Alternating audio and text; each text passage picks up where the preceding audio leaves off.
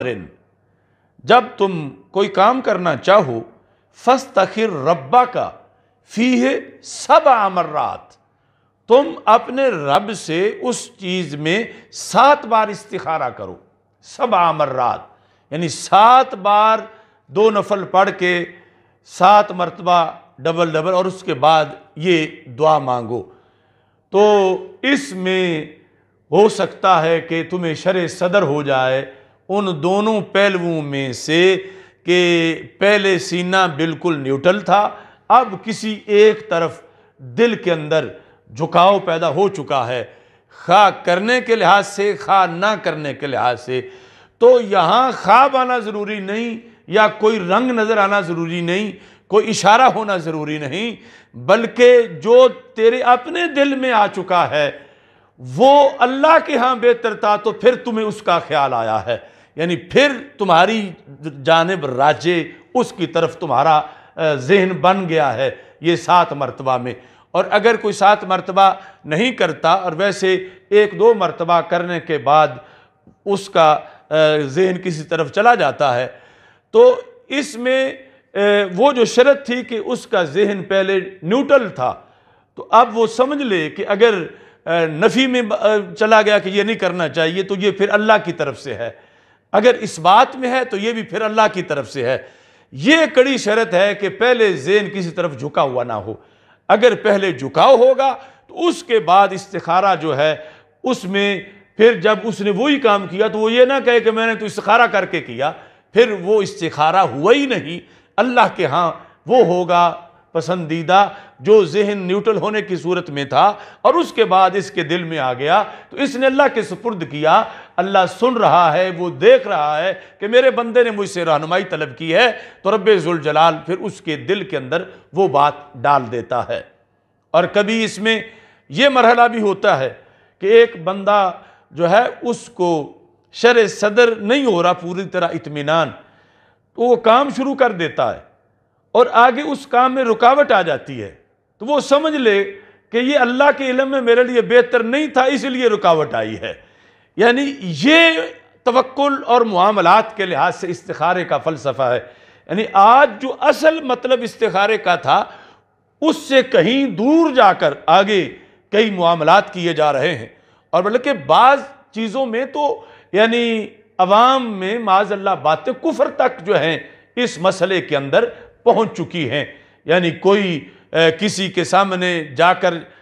ہاتھ کر رہا ہے، دیکھو مجھے یہ کام کرنا چاہیے، میری لکیریں کیا کہتی ہیں، میرے ستارے کیا کہتے ہیں، میں یہ کام کروں یا میں یہ کام نہ کروں۔ تو ان امور کے لحاظ سے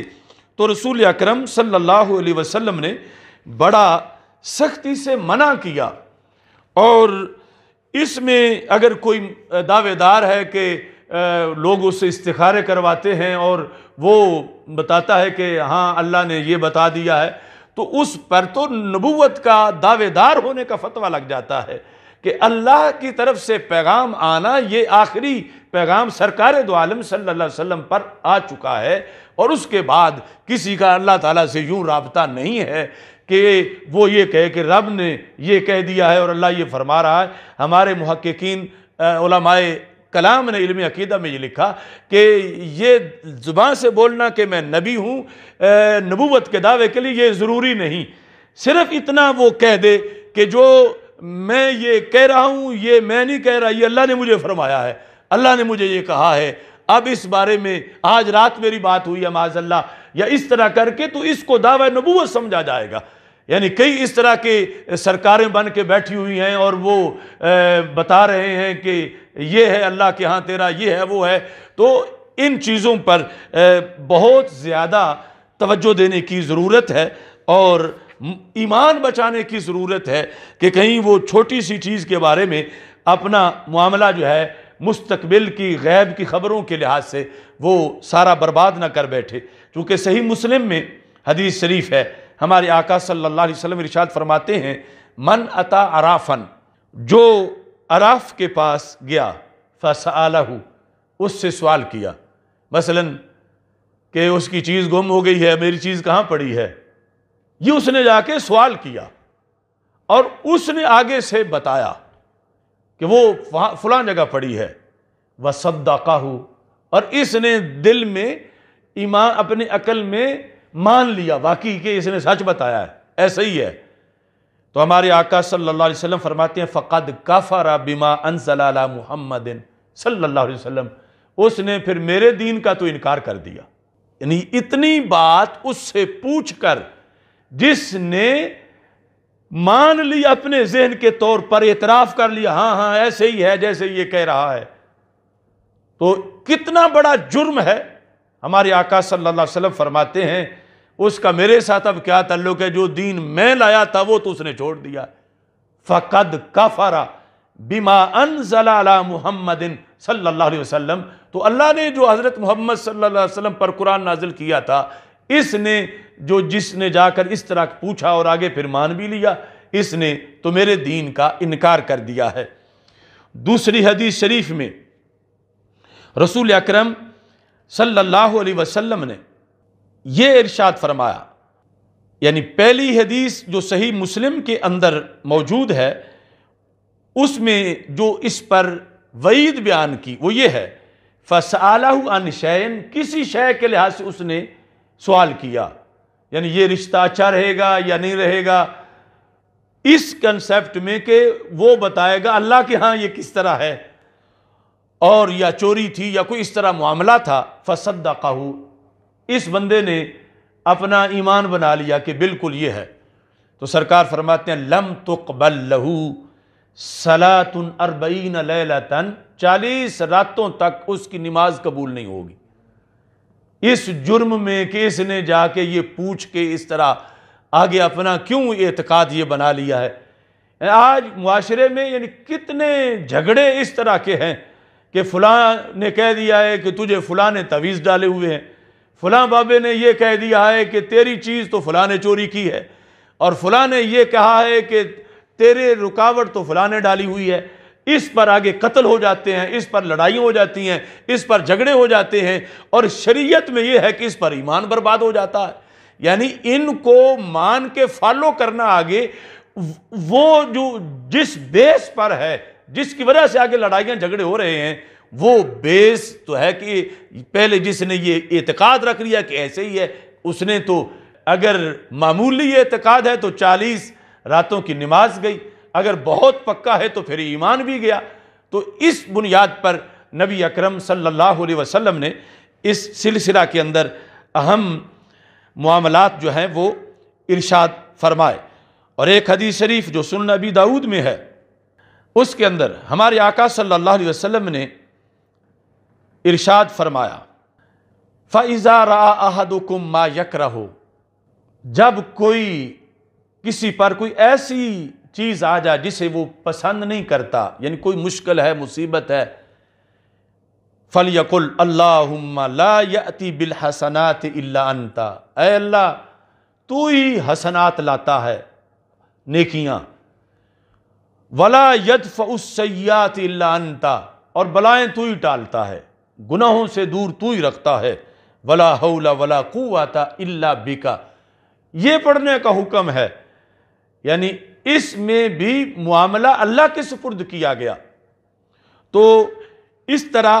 یعنی استخارہ، اس کا دائرہ کار اور اس کا پھر طریقہ کار،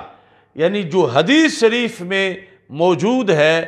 اتنا ہی ہے، اور 14 صدیوں میں اس کے سوا یہ جو احادیث میں نے پڑھی اور کوئی حدیث اس طرح کی کوئی آیت نہیں کہ جس میں کوئی اور طریقے کی طرف رہنمائی کی گئی ہو یا کسی اور طریقے سے مستقبل جاننا اس کا حکم دیا گیا ہو یا جواز ہی موجود ہو، بلکہ وعیدیں جو ہیں وہ بہت زیادہ ہیں جو نبی اکرم صلی اللہ علیہ وسلم نے اس سلسلہ کے اندر ارشاد فرمائی ہے کہ جو بھی معاملہ ہے مومن کا کام ہے کہ وہ اس سلسلہ میں بالکل سینہ اپنا دھیان نیوٹرل رکھ کے اس کے بعد 2 نفل پڑھے، 2 کے بعد یہ دعا مانگے، اور اگر کبھی وقت تنگ ہو یا نفلوں کا ٹائم نہیں ہے تو پھر ویسے بھی دعا مانگ سکتا ہے، یعنی یہ دعا عربی میں یاد رکھے، اور اگر خدا نخواستہ وقت ہے ایسا کہ 4 منٹوں میں فیصلہ کرنا ہے کیسے کرنا ہے یا نہیں کرنا، تو پھر کم از کم اردو میں ہی اپنے رب سے یہ کہہ دے کہ رب مجھے تو پتہ نہیں، تو جانتا ہے، مجھے تو قدرت نہیں، تو ہی قدرت اور توفیق دیتا ہے، یہ کام جو ہے جو میں کرنے لگا ہوں میرے ذہن میں کرنا نہ کرنا برابر ہے، یعنی اس میں منافقت نہ کرے کہ دل جھکا ہوا ہو اور زبان سے یہ کہے، واقعی دل اپنا صاف رکھ کے کہ رب میں تو دونوں جانبیں برابر سمجھ رہا ہوں، تیرے نزدیک اگر یہ میری دین میں، میری دنیا میں، میری عاقبت میں یہ کام میرے لیے بہتر ہے تو رب مجھے تو اس کی توفیق دے دے، اور اگر بہتر نہیں ہے تو اس کام کو مجھ سے دور لے جا، مجھے اس سے دور لے جا، اور مجھے وہ جگہ دے جہاں میرے لیے خیر ہے، میرے لیے اچھا ہے۔ یعنی اتنا بھی کہہ لے گا تو اس کا رابطہ، یعنی یہ سرکار نے ہمیں طریقہ بتایا نا کہ بندہ فوراً رب سے ڈائریکٹ رابطہ کیسے کر سکتا ہے، یہ سرکار کی سنت رابطہ کرواتی ہے کہ ان لفظوں کے بولنے کی برکت ہے کہ اللہ کی رحمت پھر اس کا سہارا بن جائے گی۔ خالق کائنات جل جلالہ اس کو پھر نقصان نہیں ہونے دے گا، اللہ تبارک و تعالی اس کو بچا لے گا۔ اور اگر اس کی قلبی کیفیت کے لحاظ سے پھر بھی کوئی ایسا معاملہ ہو گیا کہ جس میں بظاہر نقصان نظر آ رہا ہے تو شریعت بتاتی ہے حقیقت میں وہ نقصان نہیں ہوگا، بالآخر کچھ وقت کے بعد پتہ چلے گا کہ جسے تو نقصان سمجھ رہا تھا حقیقت میں وہ تیرا فائدہ تھا، کہ اگر جیسے تو بظاہر سمجھتا تھا کہ میں نے تو استخارہ بھی کیا اور پھر یہ کام کیا اور پھر بھی اتنا نقصان ہو گیا، تو وہ نقصان نہیں، ایک تو اس نقصان پر جو تو نے صبر کیا اللہ کا، شکوہ نہ کیا، تو اللہ نے اس پر بھی تجھ پہ رحمتیں نازل فرمائیں اور تیرا ثواب بھی لکھا۔ اور دوسرا وہ ایک پردہ پڑا ہوا تھا، جب وہ پردہ ہٹا تو ہو سکتا ہے دنیا میں ہی تجھے پتہ چل جائے کہ وہ نقصان تو نہیں تھا، وہ تو فائدہ تھا، اور دنیا میں پتہ نہ بھی چلا تو آخرت میں ضرور انشاءاللہ پتہ چل جائے گا کہ میں نے استخارہ جو کیا اور اس کے بعد جو بظاہر مجھے نقصان لگا وہ نقصان تو نہیں تھا، وہ تو اتنا بھلا تھا اور اتنا فائدہ تھا۔ تو یہ استخارہ نقصان نہیں ہونے دے گا، یعنی یہ لفظ، یہ طریقہ جو رسول اکرم صلی اللہ علیہ وسلم نے عطا کیا نقصان نہیں ہونے دے گا، کہ جس نقصان کو نقصان سمجھا جا رہا ہے یقیناً میدان معاشر میں وہ فائدہ ضرور نظر آئے گا۔ یہ ہے یعنی وہ عمل کے رسول اکرم صلی اللہ علیہ وسلم نے زور بھی دیا کہ ہر کسی نے کرنا استخارہ، خود اپنا آپ، اور ہر کام کے لحاظ سے جو دائرہ کار ہے چھوٹا ہو یا بڑا، جو فرض، واجب، سنت، مستحب نہیں، محض مباح ہے اس کے لحاظ سے، اور دوسری طرف جو ہے جو حرام، مکروہ تحریمی، مکروہ تنزیہی نہیں ہے بلکہ مباح ہے، اس کے لحاظ سے چھوٹا کام ہے، بڑا کام ہے، سفر 10 کلومیٹر کا کرنا ہے یا 10,000 کلومیٹر کا کرنا ہے،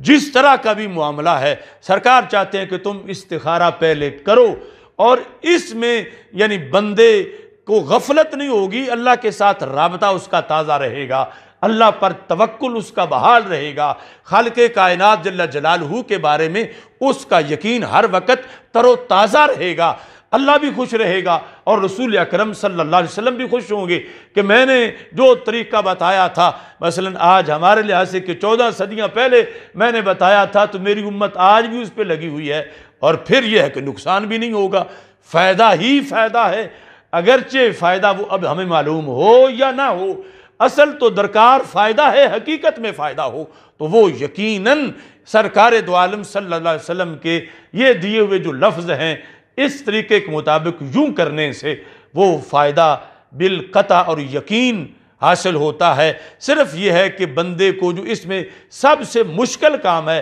وہ نفل پڑھنا نہیں ہے، سب سے مشکل کام اپنے دل کو جھکاؤ سے پاک رکھنا ہے، کہ بظاہر دنیا فائدے بیان کر رہی ہو اور بہت زیادہ بظاہر چمک بھی نظر آ رہی ہو، بہت بڑا عہدہ بھی نظر آ رہا ہو، اور پھر بھی بندہ اتنا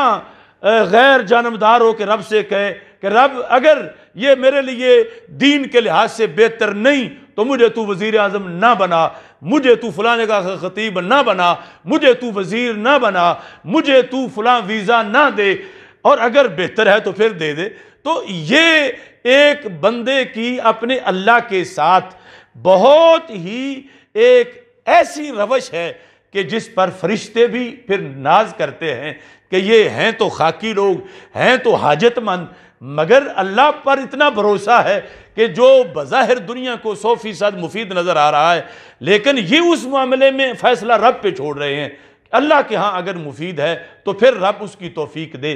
یعنی ایک ایسا موقع ہے کہ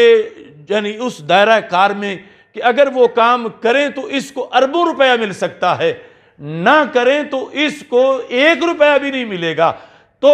موقع ہے، بظاہر کر بھی سکتا ہے، نہیں بھی کر سکتا، اور یہ اس کام کرنے سے پہلے اپنا ذہن بالکل صاف رکھ کے اللہ سے کہتا ہے اس دعا کے صدقے کہ رب تیرے سپرد ہے، میں نہیں جانتا، اگر تیرے ہاں اس میں فائدہ ہے دین دنیا کے لحاظ سے پھر توفیق دے، اور اگر نہیں تو بالکل مجھے توفیق نہ دے، بلکہ اس کو مجھ سے پھیر دے اور مجھے اس سے پھیر دے، اور میرے لیے جہاں فائدہ ہے مجھے اس جگہ کی طرف میرا رخ کر دے۔ تو یہ سبق رسول اکرم صلی اللہ علیہ وسلم نے امت کو دیا کہ روزانہ ہر قسم کے وہ کام جو مباح کے دائرے کے اندر ہیں، فرمایا تم ضرور یہ کرو کہ کام تو ویسے بھی کرنا ہے لیکن تمہیں پتہ نہیں کہ فائدہ ہے یا نہیں، اور تمہیں پھر ایسا کرو گے تو جو مفید ہے کام بھی وہ ہوگا، اور ساتھ نامہ اعمال نیکیوں سے بھر جائے گا کہ یہ بندہ اپنی پسند پہ نہیں چلتا، اپنے مولا کے اپنے آپ کو سپرد کرتا ہے۔ میری دعا ہے خالق کائنات